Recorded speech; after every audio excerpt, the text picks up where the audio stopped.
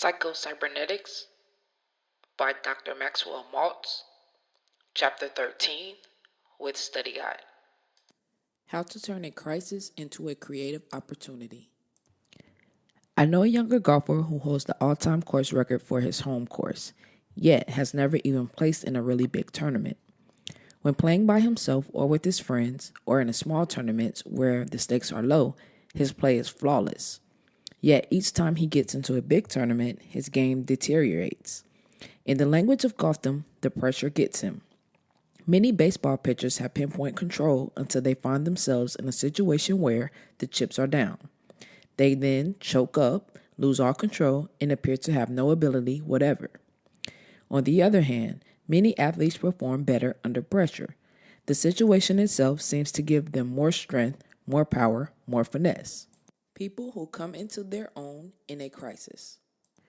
For example, John Thomas, the record-breaking high jumper from Boston University, often performed better in competition than in practice. In February 1960, Thomas set a world record, clearing 7 feet, 1¼ inches at the U.S. Indoor Championships.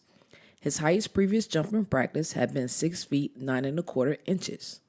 It isn't always the baseball player with the highest batting average who is called upon as a pinch hitter in a tough spot. The manager frequently turns down the man with the highest batting average for a player who is known to come through in the clutch. One salesman may find himself inarticulate in the presence of an important prospect. His skills desert him.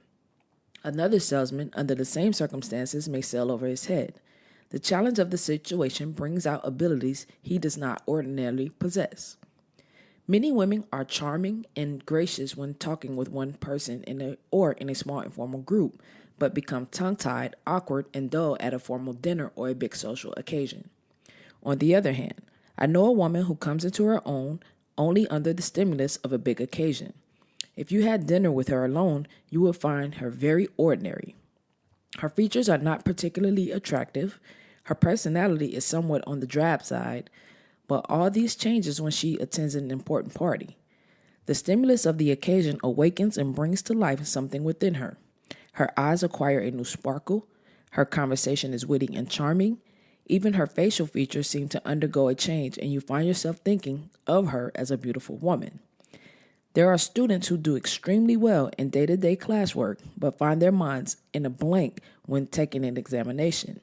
There are other students who are ordinary in classwork, but do extremely well on important examinations. The secret of the money player.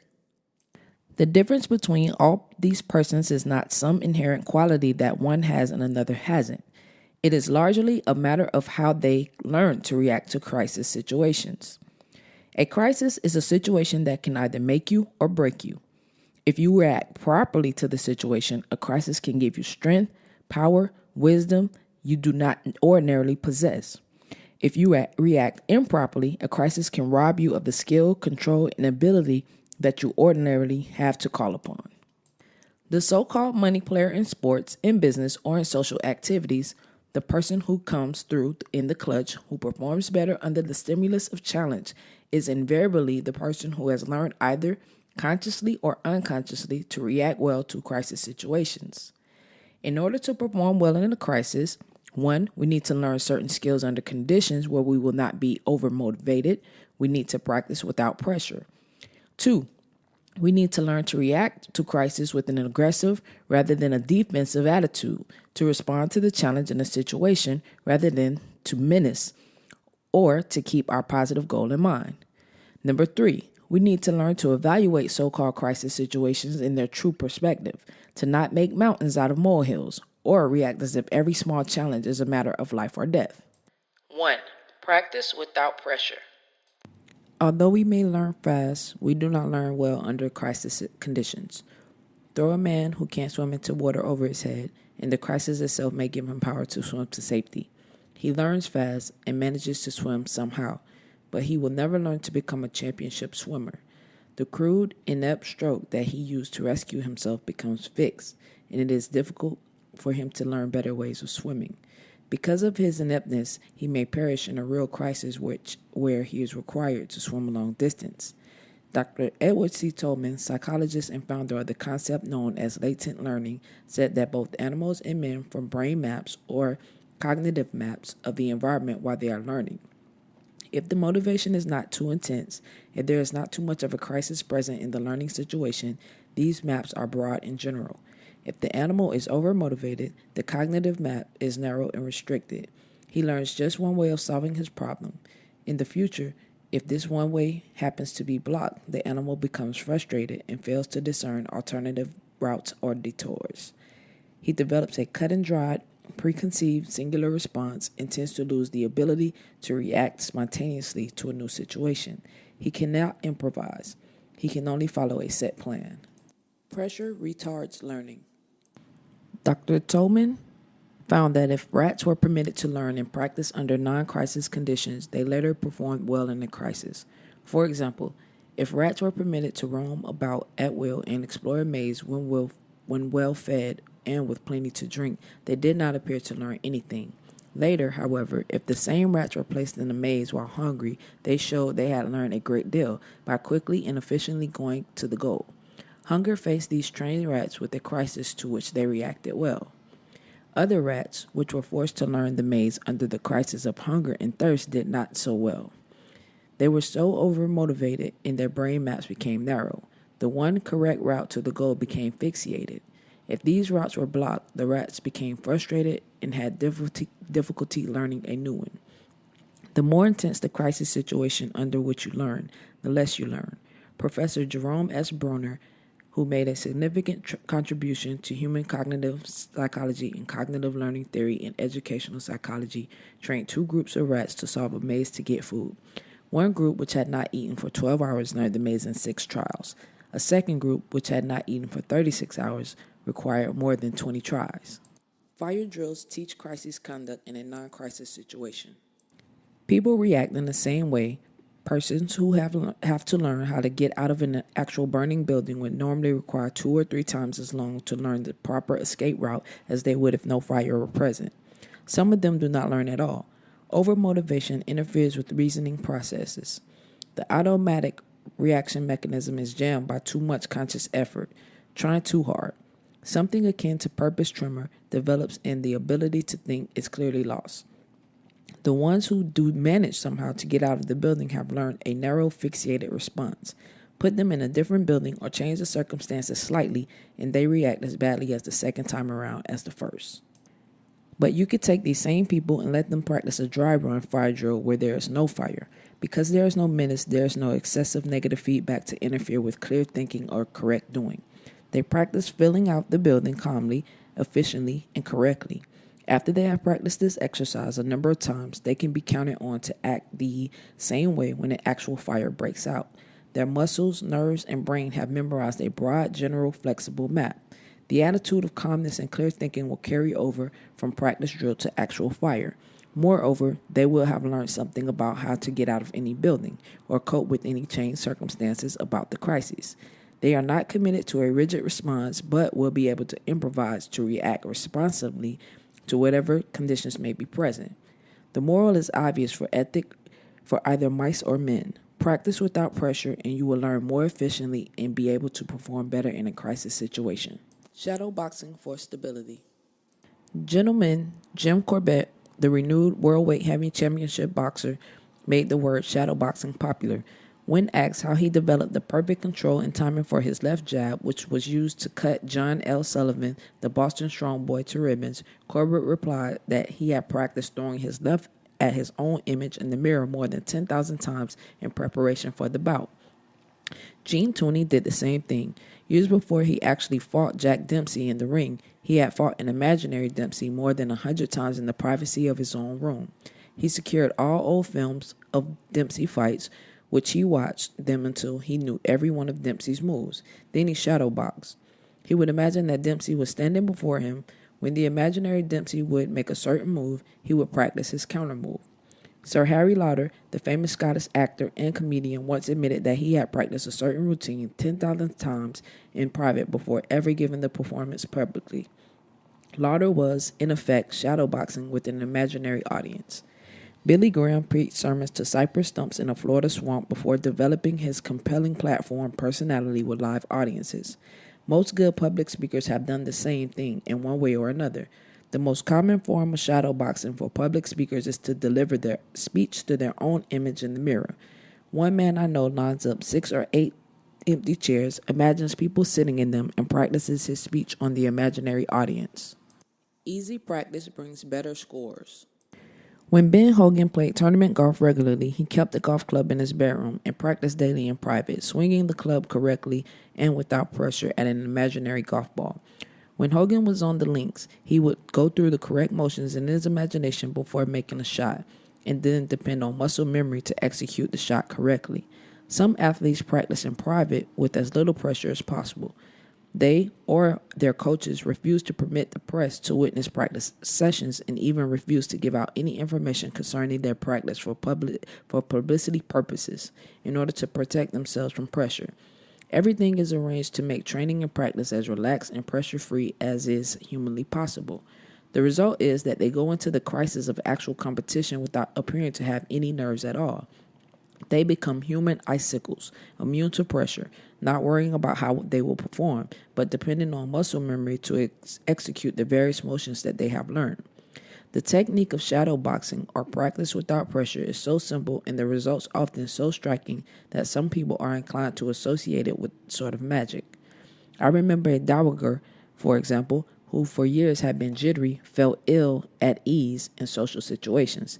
After practicing shadowboxing, she wrote me, I must have practiced making a grand entrance in my own empty living room 100 times or more. I walked down the room, shaking hands with innumerable imaginary guests. I smiled, had something friendly to say to each one, actually saying the words out loud. Then I moved about the room amongst the guests, chatting here and there. I practiced walking, sitting, talking gracefully and self-confidently. I cannot tell you how happy I was, and I might say somewhat surprised, at the wonderful time I had at the GT ball. I felt relaxed and confident. Several situations came up which I had not anticipated nor practiced, but I found myself ad-libbing them admirably. My husband is sure that you worked some sort of mumbo-jumbo on me. The results you get from sitting in a chair and visualizing are phenomenal. Even so, you would be wise to pay heed to the following Dr. Maltz sentence again. The technique of shadowboxing, or practicing without pressure, is so simple and the results often so striking that some people are inclined to associate it with some sort of magic. Personally, I don't think magic is too strong a word. I've taught the techniques of shadowboxing to many people who have never boxed or done any type of combat sport in their lives. I've taught it to salespeople, musicians, artists, writers, and people who have a goal to be healthier. All have used it effectively. Shadowboxing turns on self-expression. The word express literally means to push out, to exert, to show forth. The word inhibit means to choke off, restrict.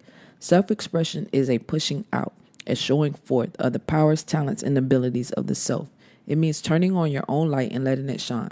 Self-expression is a yes response. Inhibition is a no response. It chokes off self-expression, turns off or dims your light.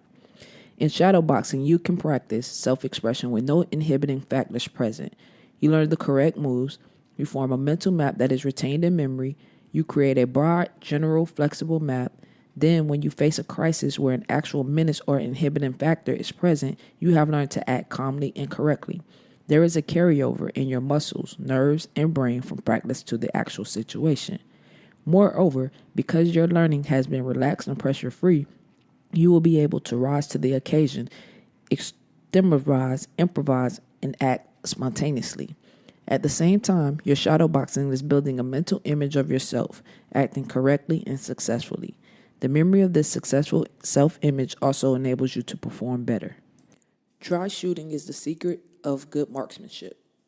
A novice on the pistol range will quite often find that he can hold the handgun perfectly still and motionless as long as he is not trying to shoot. When he aims an empty gun at a target, his hand is steady. When the same gun is loaded and he attempts to make a score, purpose tremor sets in. The gun barrel uncontrollably moves up and down, back and forth, in much the same way that your hand tremors when you attempt to thread a needle. See Chapter 11. Almost to a man, all good pistol coaches recommend lots of dry run target shooting to overcome this condition. The marksman calmly and deliberately aims, cocks, and snaps the handgun at a target on the wall. Calmly and deliberately, he pays attention to just how he is holding the gun, whether it is canted or not, whether he is squeezing or jerking the trigger. He learns good habits calmly. There is no purpose tremor because there is no over-carefulness, no over-anxiety for results. After thousands of such dry runs, the novice will find that he can hold the loaded gun and actually shoot it while maintaining the same mental attitude and going through the same calm, deliberate physical motions. A friend of mine learned to shoot quail in much the same manner. Although he was a good shot on the skeet range, the roar of a quail as it took off in his anxiety for results or overmotivation caused him to miss almost every time. On his next hunt, in learning about shadowboxing, he carried an empty shotgun the first day. There was no need to get excited because he couldn't shoot anyway. No need for overmotivation when you're carrying an empty gun. He shot some 20 quail that day with the empty gun. By the time he had made his first 6 shots, all anxiety and jitterness had left him. His companions thought he had lost a few of his buttons, but he redeemed himself the next day when he killed his first 8 birds and got a total of 15 quail out of 17 shots. Shadowboxing helps you hit the ball. Not long ago, I visited a friend of mine one Sunday in a suburb of New York. His 10-year-old son had visions of becoming a big league baseball star. His fielding was adequate, but he couldn't hit. Each time his father threw the ball across the plate, the boy froze up and missed it by a foot. I decided to try something. You're so anxious to hit the ball and so afraid you won't that you can't even see it clearly, I said. All that tension and anxiety was interfering with his eyesight and his reflexes. His arm muscles weren't executing the orders from his brain. For the next 10 pitches, I said, don't even try to hit the ball. Don't try at all. Keep your bat on your shoulder, but watch the ball very carefully. Keep your eyes on it from time to time as it leaves your dad's hand until it gets to you. Stand easy and loose and just watch the ball go by. After 10 trials of this, I advised him, now for a while, watch the ball go by and keep the bat on your shoulder, but think to yourself you are going to bring the bat around so it will really hit the ball, solidly in dead center. After this, I told him to keep on feeling the same way and to keep watching the ball carefully and to let that bat come around and meet the ball, making no attempt to hit it hard. The boy hit the ball. After a few easy hits like this, he was knocking the ball a country mile, and I had a friend for life. The salesman who practiced not selling. You can use the same technique to hit the ball in selling, teaching, or running a business. A young salesman complained to me that he froze up when calling on prospects. His one big trouble was his inability to properly reply to the prospect's objections. When a prospect raises an objection or criticizes my product, I can't think of a thing to say at the time, he said. Later, I can think of all kinds of good ways to handle the objection. I told him about shadowboxing and about the kid who learned to bat by letting the ball go by with the bat on his shoulder. I pointed out that to hit a baseball or to think on your feet requires good reflexes. Your automatic success mechanism must respond appropriately and automatically. Too much tension, too much motivation, too much anxiety for results jams the mechanism. You think of the proper answers later because you're relaxed and the pressure is off. Right now your trouble is you're not responding quickly and spontaneously to objections your prospects throw at you. In other words, you're not hitting the ball that the prospect throws. I told him, first of all, to practice a number of imaginary interviews, actually walking in, introducing himself to a prospect, making his sales pitch, then imagine every possible objection, no matter how screwballish, and answer it out loud. Next, he was to practice with his bat on his shoulder or an actual live client. He was to go in with the empty gun as far as intents and purposes were concerned. The purpose of the sales interview would not be to sell. He had to resign himself to being satisfied with no order. The purpose of the call would be strictly practice, bat on the shoulder, empty gun practice. In his own words, this shadowboxing worked like a miracle. As a young medical assistant student, I used to shadowbox surgical operations on cadavers. This no-pressure practice taught me much more than technique. It taught a future surgeon calmness, deliberateness, clear thinking, because he had practiced all these things in a situation that was not to do or die, life or death. How to make your nerves work for you.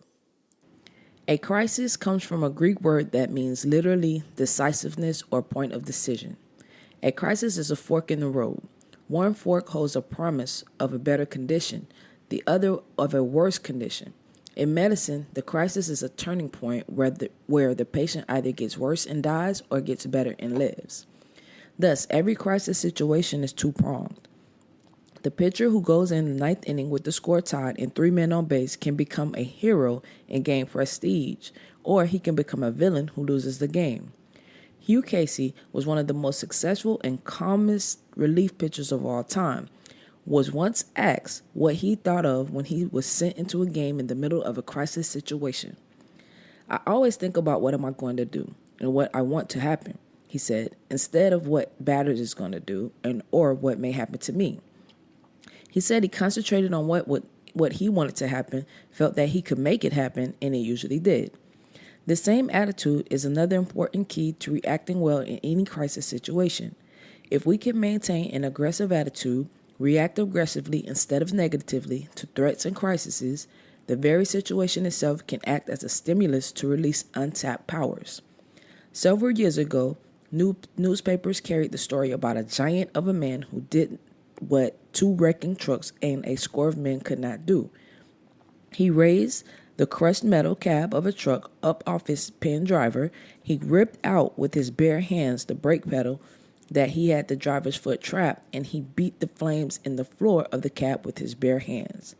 Later, when this giant was found and identified, he turned out to be not a giant at all. Charles Dennis Jones was 6 feet 2 inches tall and weighed 220 pounds. His explanation for his extraordinary feat: "I hate fire." 14 months before, his 8-year-old daughter had burned to death in a fire that had leveled his residence. "I know a tall, rather frail man who single-handed somehow managed to carry an upright piano out of his house, down 3 steps, up over a 4-inch curve, and out to the center of his lawn when his house was on fire. It required 6 strong men to place the piano in the house. One rather frail man, under the stimulus of excitement and crisis, took it out by himself." Number 2. Crisis brings power. Neurologist J.A. Hatfield has made an extensive study in the extraordinary powers, physical, mental, emotional, and spiritual, that come to the aid of ordinary men and women in times of crisis. "How wonderful is the way in which, with quite ordinary folk, power leaps to our aid in any time of emergency," he said. "We lead timid lives, shrinking from difficult tasks till perhaps we are forced into them or ourselves determined on them, and immediately we seem to unlock the unforeseen circumstances.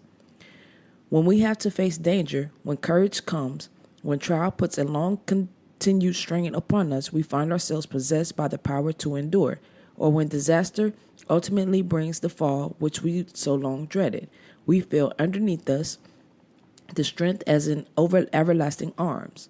Common experience teaches that when great demands are upon us, if we only fearlessly accept the challenge and confidently expend our strength, every danger or difficulty brings its own strength. As thy days, so shall thy strength be." The secret lies in the attitude of fearlessly accepting the challenge and confidently expanding our strength. This means maintaining an aggressive, goal-directed attitude rather than a defensive, evasive, negative one. No matter what happens, I can handle it, or I can see it through, rather than I hope nothing happens. Keep your goal in mind. The essence of this aggressive attitude is remaining goal-oriented. You keep your own positive goal in mind. You intend to go through the crisis experience to achieve your goal. You keep your original positive goal and do not get sidetracked into secondary ones. The desire to run away, to hide, to avoid the crisis situation, or in the sign language of William James, your attitude is one of the fight instead of one of fear or flight. If you can do this, the crisis situation itself acts as a stimulus that releases additional power to help you accomplish your goal. Prescott Leckie, author of Self-Consistency, A Theory of Personality, has said the purpose of emotion is reinforcement, or additional strength. Rather than to serve as a sign of weakness, he believed that there was only one basic emotion, excitement, and that excitement manifests itself as fear, anger, courage, etc., depending on our own inner goals at the time. Whether we are inwardly organized to conquer a problem, run away from it, or destroy it. The real problem is not to control emotion, wrote Lecky, but to control the choice of which tendency shall receive emotional reinforcement. If your intention or your attitude goal is to go forward, if it is to make the most of the crisis situation and win out in spite of, then the excitement of the occasion will reinforce this tendency. It will give you more courage, more strength to go forward. If you lose sight of your original goal and your attitude goal becomes one of running away from crisis, of seeking to somehow get past it by evading it, this running away tendency will also be reinforced and you will experience fear and anxiety. Don't mistake excitement for fear. Many people have made the mistake of habitually interpreting the feeling of excitement as fear and anxiety, and therefore interpreting it as a proof of inadequacy. A normal person who is intelligent enough to understand a situation becomes excited or nervous just before a crisis situation. Until you direct it toward a goal, this excitement is neither fear, anxiety, courage, confidence, nor anything else other than a stepped-up, reinforced supply of emotional steam in your boiler. It is not your sign of weakness. It is a sign of additional strength to be used in any way you choose. Jack Dempsey used to get so nervous before a fight he couldn't shave himself. His excitement was such that he couldn't sit or stand still. He did not, however, interpret his excitement as fear.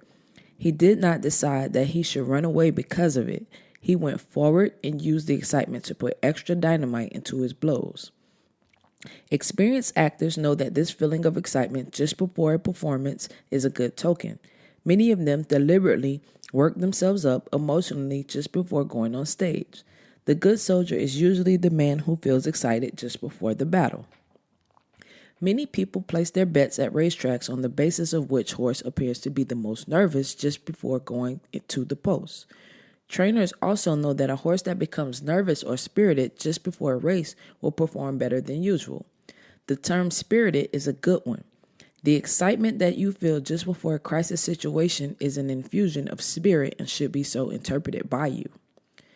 Not long ago, I met a man on a plane whom I had not seen for several years.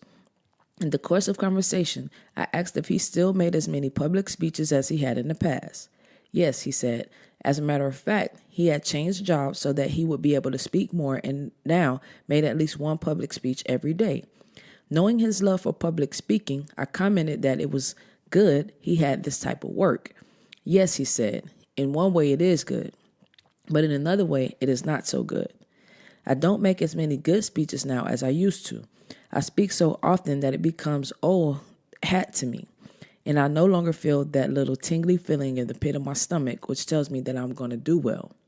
Some people become so excited during an important written examination that they are unable to think clearly or even hold a pencil steadily in their hands.